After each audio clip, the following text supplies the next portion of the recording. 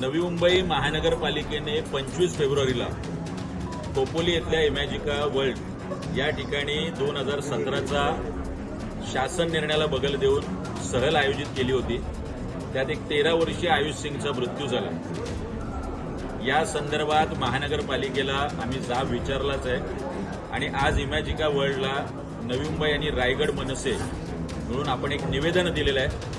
अत्यंत शांततेने आम्ही आज हे निवेदन दिलेलं असलं तरी यापुढे खाजगी शाळा असतील, महानगरपालिकेच्या शाळा असतील किंवा झेडपीच्या शाळा असतील, कुठल्याही शाळेची शैक्षणिक सहल इथे आयोजित करू नये असा इशारा वजा विनंती आम्ही आज यांना केलेली आहे। माझे इथले कलेक्टर असतील, पोलीस एसपी असतील, तहसीलदार असतील यांना सुद्धा विनंती आहे, 2017चा शालेय शिक्षण विभागाचा महाराष्ट्र शासनाचा शासन निर्णय याची अंमलबजावणी करून घेण्याचं काम आपलं सुद्धा आहे।